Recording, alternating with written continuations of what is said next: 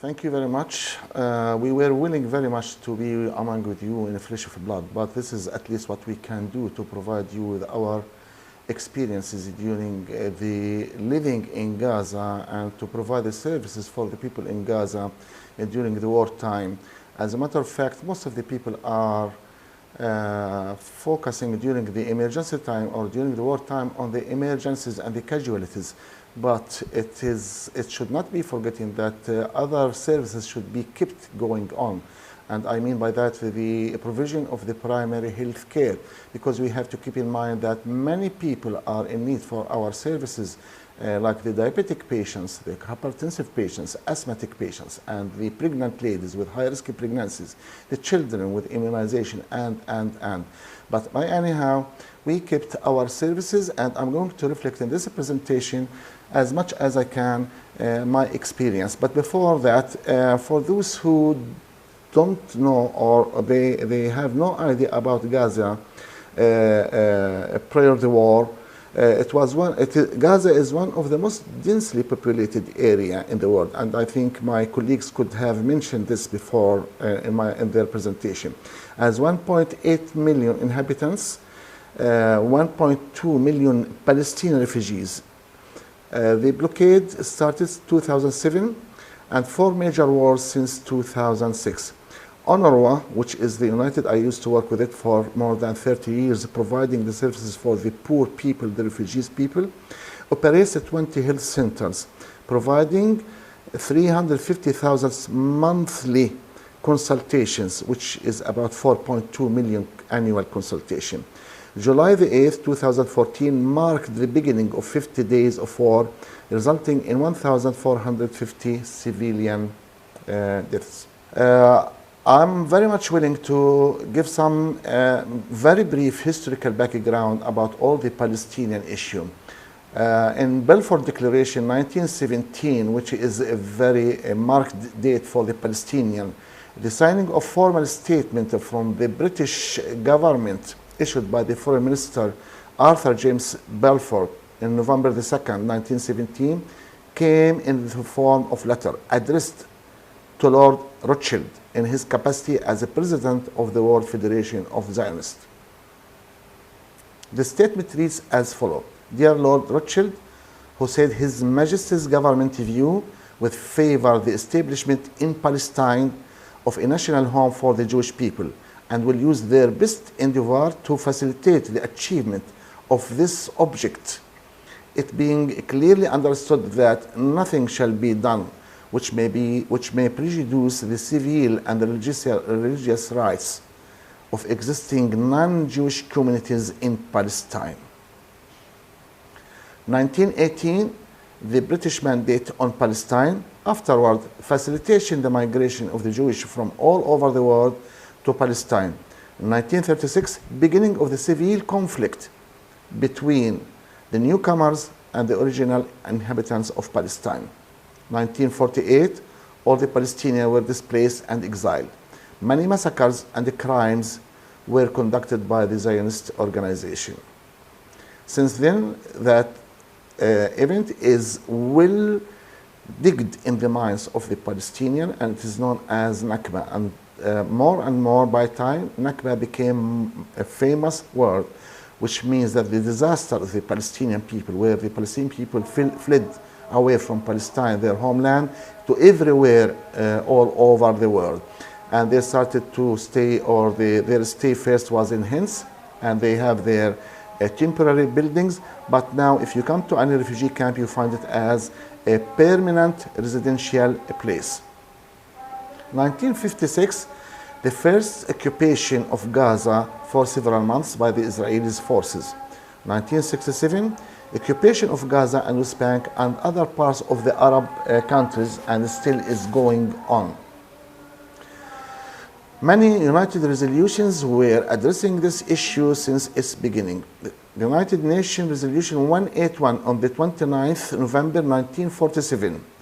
The resolution commended the creation of independent Arab and Jewish states and the special international regime for the city of Jerusalem.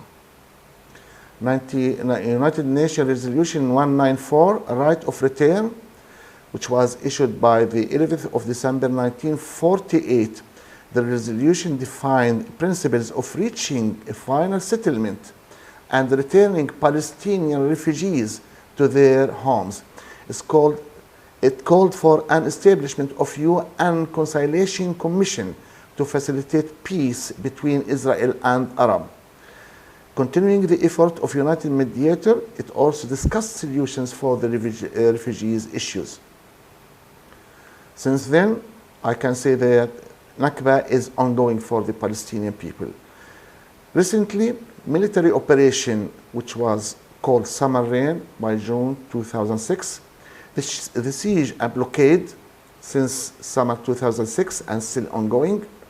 Military operation Cast Led, December 2008, January 2009. Military operation Pillar of Defense, November 2012. So we have the man-made hunger, Israeli siege for Gaza, where 1.8 million inhabitants in 45 kilometer long, 5 to 12 kilometer wide, and about 36 square kilometer, 4,119 inhabitants per square kilometer, almost in total siege from 2006.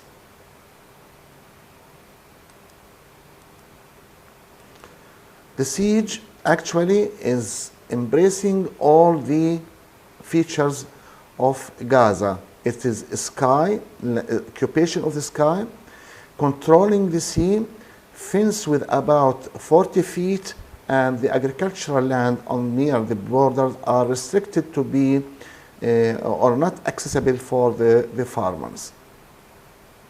So 1.8 million Palestinians still in Gaza at present. For UNRWA health centers during the war, UNRWA has 20 health centers. 7 health centers in kilometer buffer zone were closed, and 13 health centers were usually open.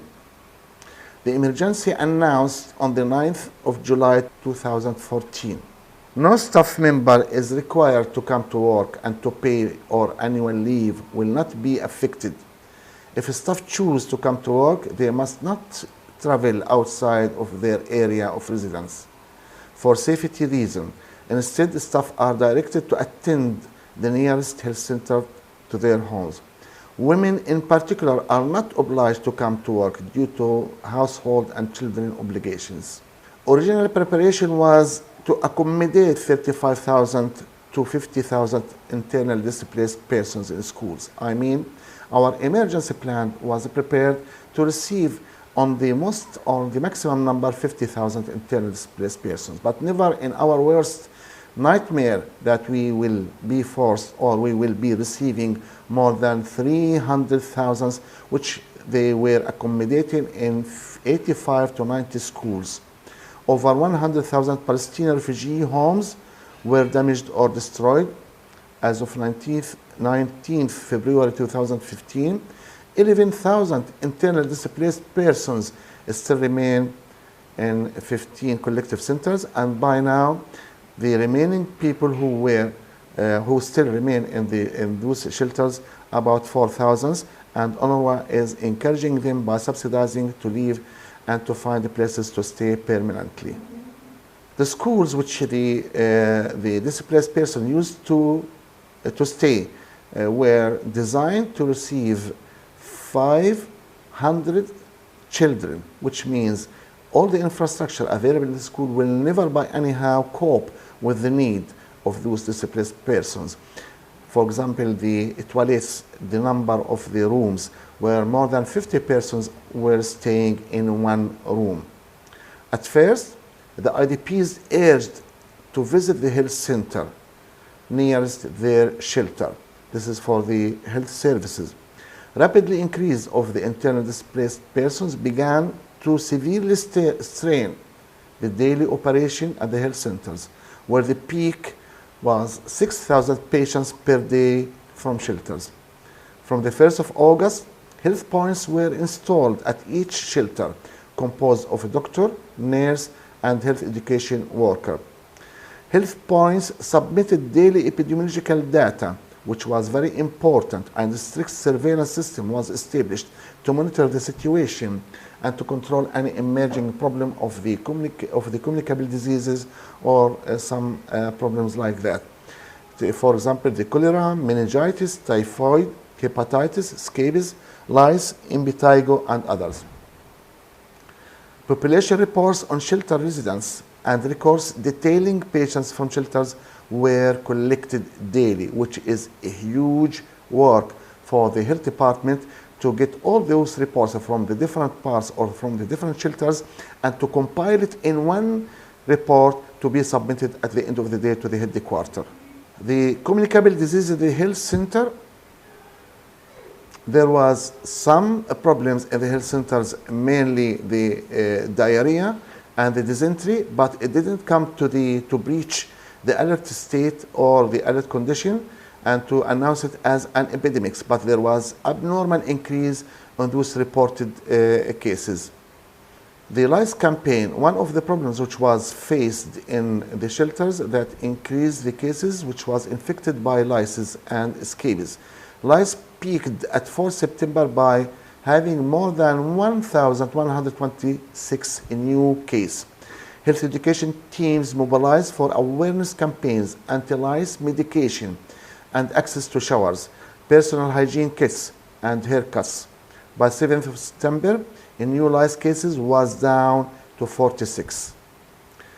It was very difficult time to provide care to refugees and non-refugees. We were providing our services without our categorization for those who are entitled for our services.